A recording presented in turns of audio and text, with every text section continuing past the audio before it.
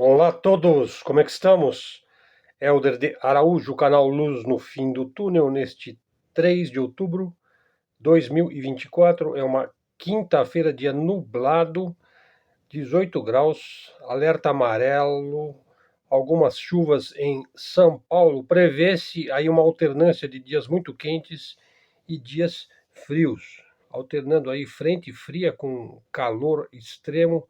Enfim, estamos nos acostumando, nos adaptando às mudanças climáticas que são extremamente naturais. Sempre existiram mudanças climáticas ao longo da história, né? A Terra, o nosso planeta, os hemisférios estamos sempre sujeitos às mudanças climáticas porque o próprio eixo magnético da Terra está sempre se modificando. Então também o eixo geográfico, o polo magnético, né, o Polo Norte e o Polo Sul estão sempre se deslocando, né, criando aí novas zonas climáticas. Isso é um processo natural e constante. Bom, hoje eu vou falar um tanto sobre a China e também sobre energia nuclear, entre outros temas que vamos abordando. Já está lá no nosso blog Helder Araújo, Helder com H e acento, Araújo com acento. Todas as matérias, todos os nossos assuntos, todos os nossos temas são tirados dos textos trabalhados por mim mesmo e colocados sempre à disposição dos nossos ouvintes, colaboradores, seguidores e inscritos no canal. Veja, a China está comemorando aí 75 anos de aniversário, hein? 75º aniversário da República Comunista da China. Em seu discurso, o Xi Jinping, que é uma das peças fortes do jogo, foi muito claro quanto à reunificação da China. Isso faz parte de um processo histórico natural da China. Taiwan é China. É um assunto que diz respeito à China. Taiwan é da China, a China é de Taiwan, sempre foi. O que a mídia casar diz, não conta, né? Os Estados Unidos são signatários do acordo de uma só China. Os Estados Unidos é signatário deste acordo. Os países, em geral, são signatários do acordo de uma só China, só reconhecemos uma China. Então, existe toda uma cortina de fumaça, uma história em quadrinhos, memes, animes, marketagem que tenta dar uma ideia de que existe uma separação. Não, não existe. Imagine se o Alasca resolvesse ficar independente dos Estados Unidos. E aí a China começa a falar que os norte-americanos querem unificar os Estados Unidos, incorporando o Alasca aos Estados Unidos, enfim. Tudo desinformação, né? Ora, o Alasca é parte do território dos Estados Unidos. Já foi da Rússia. Os russos venderam quando aquilo lá não valia nada. E quando os Estados Unidos e a Rússia eram países insignificantes, né, na geopolítica. Não havia ninguém no Alasca quando ele foi vendido, né? Uma região gelada, né? A questão de Taiwan ocorre por causa da sinofobia de Trump e de outros como ele, né? Então, promove aí um processo de demonização, né, e de desinformação sobre a China, até inclusive para conseguir verbas lá no seu Congresso, né, para produzir uma guerra em Taiwan, né? Então a propaganda faz parte do jogo, principalmente do jogo do hegemon dos Estados Unidos. A China considera Taiwan do mesmo modo que considera qualquer outra de suas dezenas de províncias, né? Exceto que a ilha, né, Taipei, que os portugueses chamavam de Formosa, goza de certa autonomia administrativa, nada muito além disso, né? Mas a gente sabe, existem os interesses ali dos semicondutores, da empresa importante lá de Taiwan, né? Da parte dos americanos, que são acionistas, né? Bom, vamos lá, um pouquinho mais entrando um pouco na área da economia. Veja, existe uma liquidez global de dinheiro que está em expansão. Uma oferta de dinheiro cresce, né? Aliás, cresceu bastante nos últimos 3 meses, impulsionado ali por estímulos de governos e de bancos centrais. Parece que a liquidez global, a quantidade de dinheiro em circulação, cresceu 4,7 bilhões de dólares nos últimos 3 meses, né? No entanto, apesar disso, a velocidade do dinheiro chegar a mais mãos, bom, isso já não aumenta, né? Levando a uma certa estagnação econômica. Então você imprime mais dinheiro, cria mais possibilidades de liquidez, mais o dinheiro chega às mãos que já estão molhadas de dinheiro, né?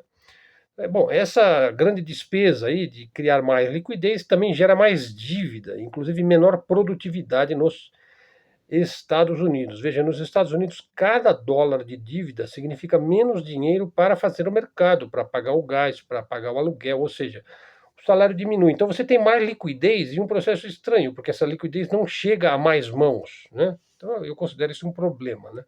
Veja, na zona do euro, veja, Europa, a dívida pública não foi redimida pelos estímulos monetários. Os governos acumulam despesas sobre despesas e os resultados são meio obscuros, né? Veja, prevê-se aí uma lenta nacionalização da economia, uma regionalização, é o mesmo processo, né?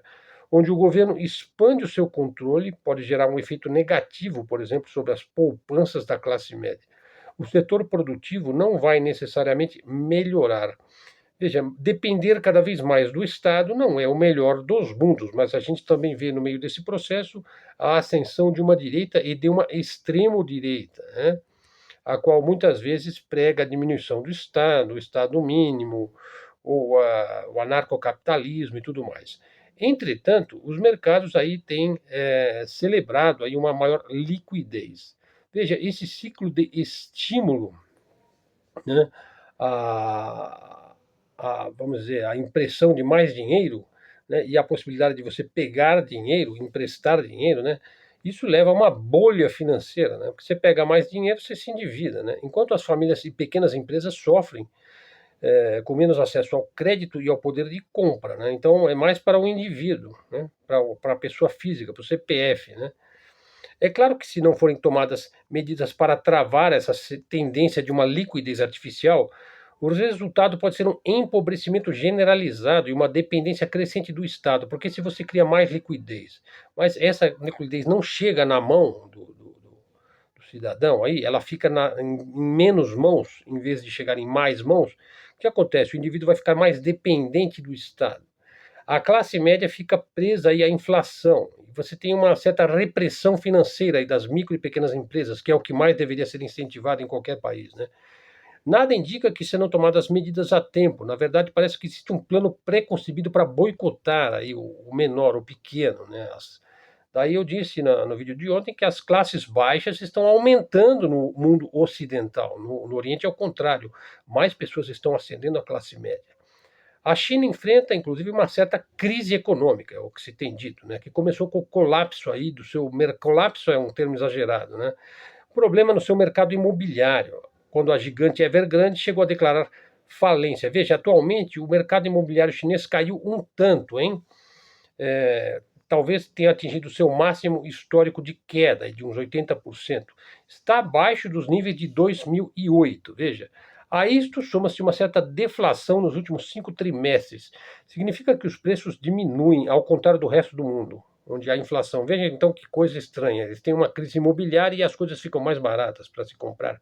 Quer dizer, você gasta menos no supermercado e pode comprar mais coisas, né? É estranho realmente.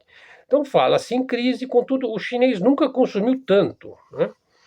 O Ray Dalio, que é um especialista, ele comparou essa situação à crise do Japão em 1990, sugerindo que a China necessita de uma reestruturação. Veja, os consumidores mantêm o seu dinheiro em espécie, isso é comum na China, e as empresas sofrem porque há uma certa falta de confiança na economia. Bom, isso eu já não sei, né? Em resposta, a China implementou medidas de estímulo. Veja, ela reduz os requisitos aí para reservas bancárias. O que quer dizer na prática? Que ela reduz as taxas de juro, né? E injetou 142 bilhões de dólares nos bancos. Eu não sei se isso foi em dólar ou em yuan, né? Reduziu aluguéis. Veja, no meio de uma crise imobiliária, você reduz os aluguéis, taxas de aluguel, de hipotecas. Bom, isso provocou uma recuperação nos mercados e bolsas chineses, com forte entrada de pequenos investidores. Veja, que é o que nós devíamos fazer aqui no Ocidente, né? Incentivar o pequeno, a micro e pequena empresa. O mercado chinês, então, registrou uma excelente subida aí desde 2008. Veja, até mesmo essas medidas que foram tomadas na China aí para estimular o consumo, até mesmo afetou positivamente os Estados Unidos. No entanto, muitos analistas acreditam que são soluções de curto prazo, né, e apostam numa recessão prolongada da China, principalmente os analistas da mídia americana. Né. Bom, uma boa prática aí para quem tem alguma reserva, né, algum poder de fogo aí, é comprar ouro ou prata. Também adquirir criptomoedas, né, sobretudo as criptomoedas mais estáveis, as menos voláteis. Em tempos de crise, os setores mais estratégicos são, veja, alimentação, saúde e energia elétrica. Né? Veja, num ambiente de crise, por exemplo, se vier uma ampliação, vamos supor, do conflito no Oriente Médio, já está ampliando, pode haver menos crédito para todo mundo, menos liquidez, as pessoas se retraem, as pequenas empresas ficam meio que hibernadas, né? Há que se ter resiliência, que é uma mistura aí de paciência com resistência. Né? Bom, a China dominou todas as redes de suplementos para a maioria das indústrias do mundo. Veja só. Agora, os Estados Unidos pretendem trazer algumas dessas indústrias de volta para o seu território. Né? Só que a China detém, segundo o que se diz, aí nesse momento, um controle monopolístico sobre a mineração, falar um pouco disso, e a refinação de elementos de terras raras. Para dar um exemplo, já fiz vários vídeos sobre terras raras. Veja, as terras raras são cruciais para construir as tecnologias mais relevantes deste nosso século XXI.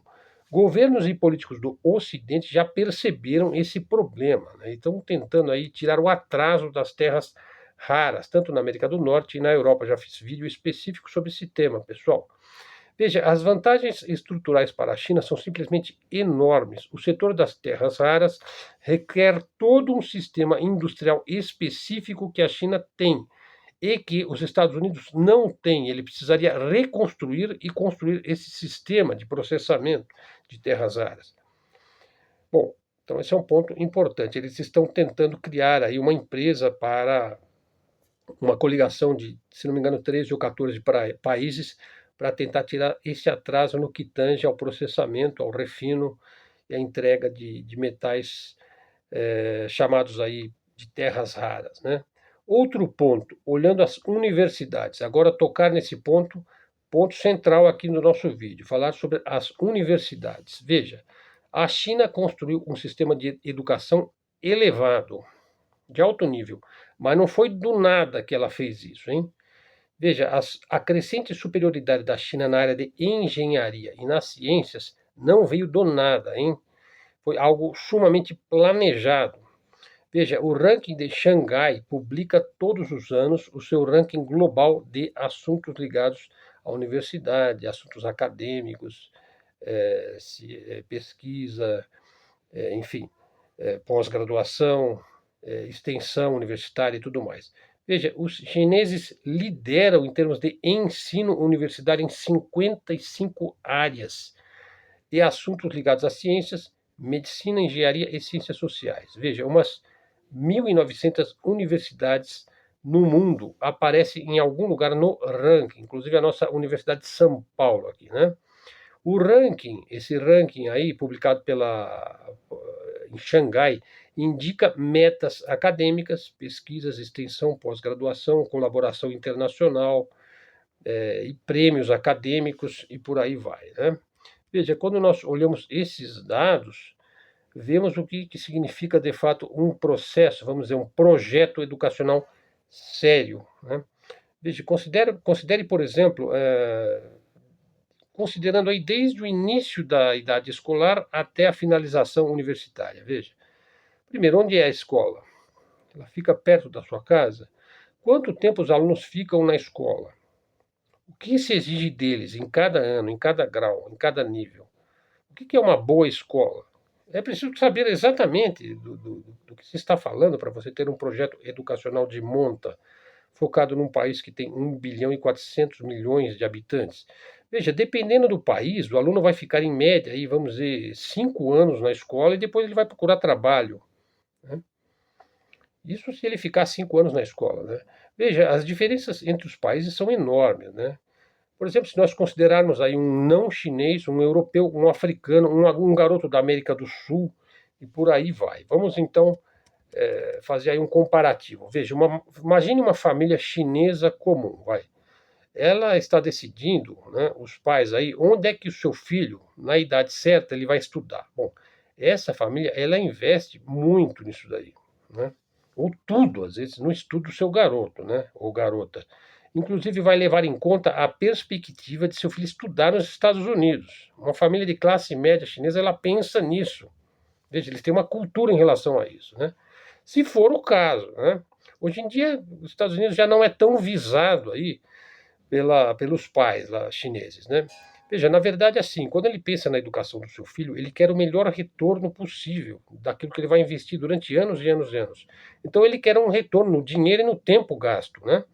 Vamos dar um exemplo. Veja, quais as top 20? Vamos lá comparar a universidade chinesa com a universidade americana agora. Veja, as 20 melhores universidades do mundo para estudar finanças, né, mercado financeiro, mercado de ações, derivativos, nessa área, os Estados Unidos são tops, estão no topo. Ele tem 16 das 20 melhores universidades do mundo nesta área. Né? Os Estados Unidos gastam mais dinheiro do que qualquer país na Via Láctea. Né? Veja. Então, naturalmente, eles têm um foco em finanças. Né? Na área do direito, da advocacia, os Estados Unidos são 20 dos top 20. Os Estados Unidos têm mais advogados do que o resto do mundo somado. É um país de advogados. Veja, o tio Sam, ele é um advogado, lá o Rabino Sam, que é um símbolo dos Estados Unidos, né? Veja, tem departamentos inteiros aí, muitas universidades, o maior departamento que tem é o de direito, né, dedicados a essa área. Veja, uma outra área forte aí nos Estados Unidos é psicologia. Saúde mental, por exemplo, é uma indústria gigante nos Estados Unidos. É um país que investe muito, inclusive, em medicamentos tarja preta aí da Big Pharma, né? Veja, estão entre as melhores escolas no segmento de saúde mental, né? Veja, em mineração de terras raras, como é que fica os Estados Unidos nessa área? Veja, é uma sub-área da engenharia de minas, da engenharia química, de disciplinas científicas correlatas, né? Áreas como mineração e engenharia mineral, engenharia metalúrgica, ciências materiais, veja, logística, transporte, né? Pois mineração é uma coisa, transportar o minério para o refino nas fábricas é uma outra coisa. Então, a logística também é ensino universitário. Hein? Vamos incluir aqui também, para falar da mineração de terras raras como uma área acadêmica, vamos incluir também a engenharia química, que envolve os processos de refino desses metais. Bem, então, você tem aí umas 5 disciplinas e áreas correlatas para construir uma indústria de mineração. Então, você tem que formar dezenas, centenas de milhares de engenheiros de 5 áreas diferentes, experts, no topo dessas áreas. Né? Voltando aos rankings, quem são os top 20? As 20 melhores universidades do mundo para mineração e engenharia mineral? Veja, a Austrália tem 5 universidades dentro das 20 melhores. Os Estados Unidos também têm uma universidade aí nessa área, no top 20. E as universidades chinesas? 14 das melhores 20 do mundo em mineração e minerais. Então você vê, os Estados Unidos tem uma, a Austrália tem 5 e a China tem 14, ou seja, ela é das 20 melhores universidades do mundo na área de mineração e engenharia mineral, a China detém 14 das melhores universidades do mundo. Veja, na metalurgia, veja, 8 dos 10 melhores são da China. Na ciência material, veja, vou falar o que é. As escolas americanas estão dentro do top 10, mas a China tem metade, né? Das 20 melhores em ciência material, 10 são universidades chinesas. Ciência material, veja, aqui está a ciência de transporte, né?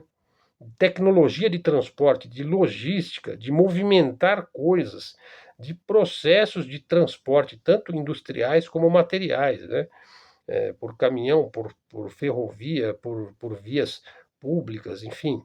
Finalmente, vamos para a engenharia química. Veja, outra área correlata aí para você poder processar as terras raras. A China tem 7 das melhores universidades do mundo, entre as 10 melhores do mundo. E entre as 20 melhores do mundo em engenharia química, 16 são chinesas. É avassalador.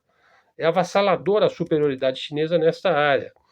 Veja, olhando por outros rankings, É chocante ver para onde as coisas estão indo nos mais importantes campos científicos. Veja, telecomunicações, por exemplo, a China domina de maneira avassaladora. Veja, das 20 melhores universidades desta área, 19 são chinesas, para a engenharia de telecomunicações, né? Você já ouviu falar diversas vezes que como é que se chama lá? Bom, não vou lembrar agora, já vou lembrar. É, a China domina também no ranking de ciência de nanotecnologia. A Geórgia, nos Estados Unidos, está no top 13, aí, ela é a 13ª. Só que a tecnologia da Geórgia também está lá em Beijing, né? Stanford, MIT, instituições muito famosas há muito pouco tempo, não estão mais no top 20. Quer dizer, é impressionante isso daí, né? Então vamos entender, veja, ninguém mexe com os americanos em certas áreas, em certos campos, né? Por exemplo, advogados, investidores da bolsa, produtores de filmes de ação, de animes, ou trabalhar com pessoas com doenças mentais. Veja, os Estados Unidos tem ótimas escolas para nós, né? Agora, se você está procurando os melhores lugares do mundo para estudar engenharia, energia, logística de transportes, computação quântica, nanotecnologia, veja, os Estados Unidos não são a primeira opção. Periga nem ser a segunda melhor opção. Os Estados Unidos. Vamos nos lembrar de novo. Veja, crianças inteligentes de boas famílias interessadas em formar seus filhos. Vamos pensar, crianças na América do Sul, na África, na Europa do Leste. Imagine o seu filho formado em engenharia química na China. Bom, é mais provável que, uma vez no mercado de trabalho, e ele vai chegar ao mercado de trabalho se ele estudar na China, ele vai mesmo fazer negócio com quem? Com a China. A China é o maior parceiro comercial de tantos países aí. Veja, numa universidade se estabelecem contatos valiosos, fundamentais na carreira, que valem para o resto da vida. Então, quando eles retornarem aí para a América do Sul, para a Ásia, para a África, eles vão ter relações, contatos aí com colegas, e com professores e com pessoas da área. Outro ponto, uma universidade chinesa, veja um ponto muito importante, ela custa cerca de 1/10 do que custa uma universidade americana. Então pense, você vai mandar seu filho para Stanford, MIT ou Michigan? Depende da área, né? Você vai mandar seu filho para a China, né? Dependendo da área. Ele vai voltar com um baita currículo, falando inglês e mandarim fluentemente. Veja, ele vai estudar mandarim. Geralmente são aulas de 1h30 por dia. Ele vai também fazer um curso de inglês lá. Ele vai falar fluentemente e vai ser melhor formado do que se ele for estudar no MIT, em Michigan ou Stanford, sem desmerecer essas instituições, né?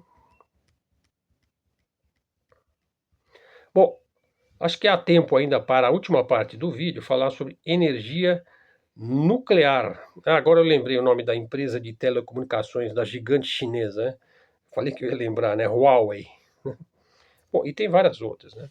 Bom, a falar então de energia nuclear, veja, Brasil, Rússia, China, Índia e África do Sul, esses são os membros originais e permanentes dos BRICS, revolucionam o desenvolvimento de reatores e tecnologia do domínio da energia nuclear. O Brasil está nessa, hein? Os BRICS lideram a corrida pela energia nuclear. O foco está na produção e exploração do urânio. Veja, no Brasil isso é feito em Angra 1 e Angra 2. Eu já fiz vídeos específicos sobre esse tema lá no início do canal, hein? Veja, Angra 1 e Angra 2 destacam-se como reatores avançados. A energia nuclear é considerada uma fonte de energia limpa. Não emite gases poluentes ou emite de maneira bastante reduzida, tem uma relevância global para as grandes potências que detêm aí reservas de urânio, né? O Brasil, por exemplo, é visto como uma nação que domina a tecnologia nuclear. O Brasil opera as usinas Angra 1 e Angra 2, além de reatores menores focados e voltados para a pesquisa nesta área. De acordo com Rafael Grossi, diretor-geral da Agência Internacional de Energia Atômica, AIEA, o Brasil possui uma infraestrutura avançada no setor, que o posiciona entre os atores globais no setor nuclear. Veja, a China, a maior construtora de reatores nucleares do mundo, mantém uma liderança expressiva no uso da energia nuclear, sobretudo para a geração de energia elétrica. A Rússia, a Índia e a África do Sul lideram aí na produção e no enriquecimento do urânio, né, que é vital no reator nuclear. Né? Veja, um especialista, aí, o George Morton, destaca que a Rússia e a Índia têm níveis de desenvolvimento tecnológico tão elevados quanto os chineses. Veja, ambos já realizaram testes com armamentos nucleares, inclusive, demonstrando sua capacidade de produzir energia atômica e, eventualmente, no caso da Rússia e da China e da Índia, armamentos nucleares. A África do Sul, por sua vez, ela tem grandes reservas de urânio, segundo a Associação Nuclear Mundial. Então aí você vê que é uma conjugação de parceiros, onde um lava a mão do outro, hein? A produção de energia nuclear tem como base a mineração e o enriquecimento do urânio, especialmente o urânio 235, o isótopo, né? Que é considerado físsil. Veja, já fiz vídeo também sobre essa questão de físsil, né? E outras maneiras de quebrar a molécula, né? Do urânio, né? Bom, e aí pode se sustentar aí com o urânio reações em cadeia, né? Sendo amplamente utilizado para a geração de energia, né? Apesar disso, o processo de enriquecimento é complexo e demanda grandes quantidades também de urânio 238, que não é naturalmente físsil. Né? Para contornar essa limitação, veja, da dificuldade de você lidar com a fissibilidade aí do urânio 235 e do urânio 238. Eu não vou explicar agora essa questão, que é uma questão mais que envolve mais um conhecimento especializado de física, né, e de materiais radioativos, né.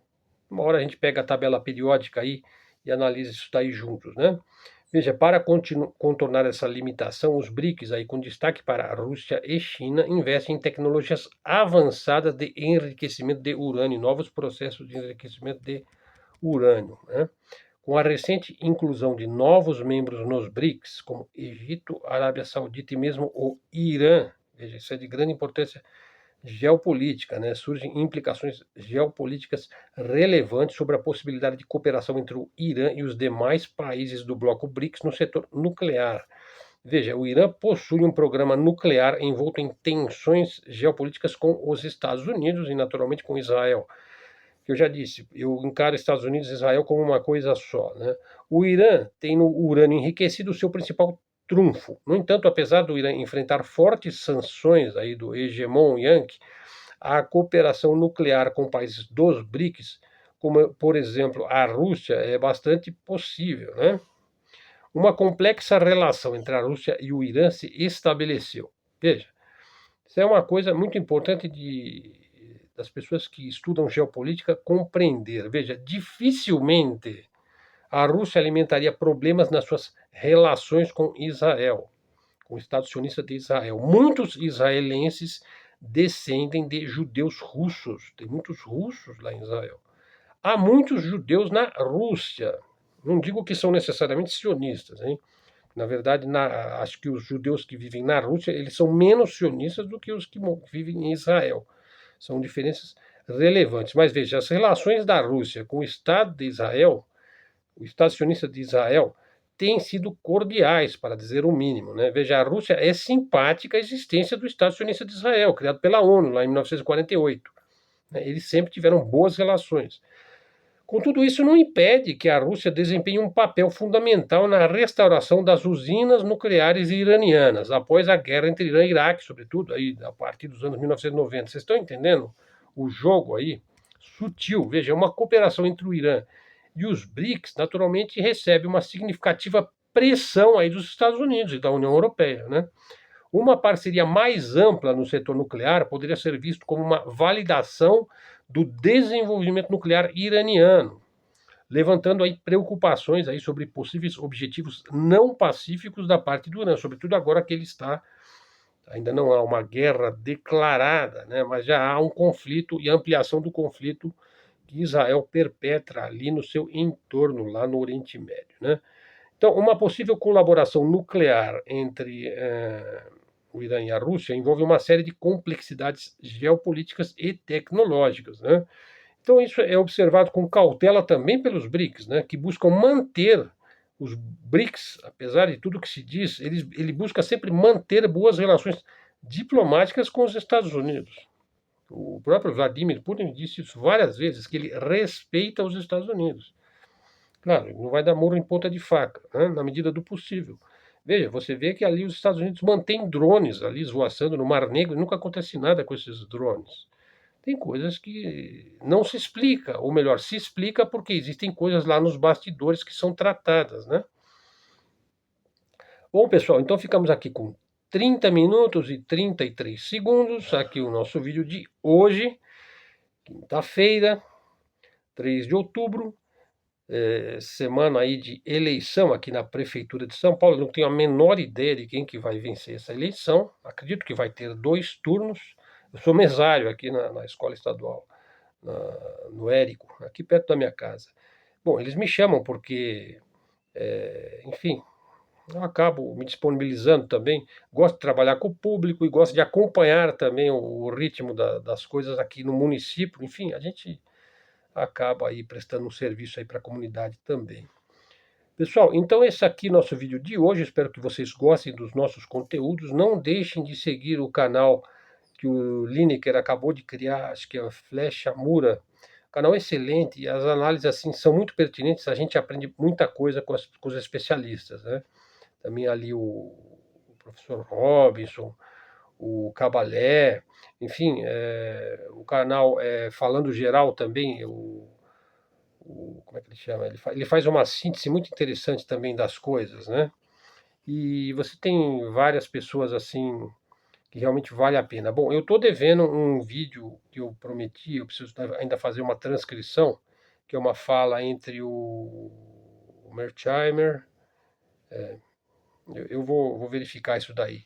Também estou para transcrever mais um do Alfredo de Alif e mais um do Daniel Stullen. Estou sempre transcrevendo os vídeos. Eu transformo o vídeo em texto, depois eu trabalho o texto, depois eu faço a verificação das fontes que eles mesmos estão citando, e daí só então eu trago para o canal. Então, todo vídeo que eu trago para o canal, ele tem a minha cara, ele tem o meu jeito.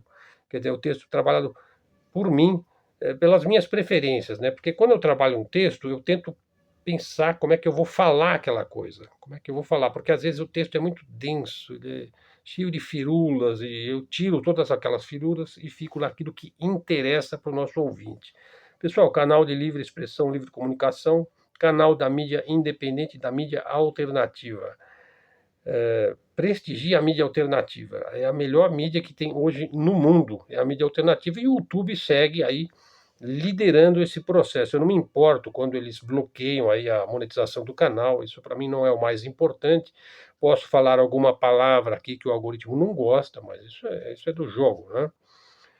O canal está monetizado e, no entanto, se você quiser ajudar o canal, a melhor forma, acredito que a melhor forma é se tornar membro do canal ou fazer um Pix aí na descrição do vídeo. De maneira geral, eu coloco na descrição do vídeo também os principais temas que eu abordo no decorrer aqui da minha elocução. E veja se você está seguindo o canal. Se você não tiver, já segue, porque às vezes você pode ter sido desseguido, né? E acione o sininho, faça os seus comentários. Eu leio todos os comentários. Na medida do possível, também respondo os comentários. Pessoal, divulgue aí nas suas redes, prestigiem, sugiram temas também para o nosso canal. O tema que eu fiz aí ontem ou anteontem aí, sobre a NASA, sobre o lado oculto da Lua, também tem tido uma excelente repercussão. Aliás, não tenho do que reclamar, né? Da qualidade dos comentários dos nossos seguidores, das sugestões e de tudo mais. Pessoal, então muito obrigado a todos. Agora agradeço a sua atenção. Até a próxima e fiquem com Deus.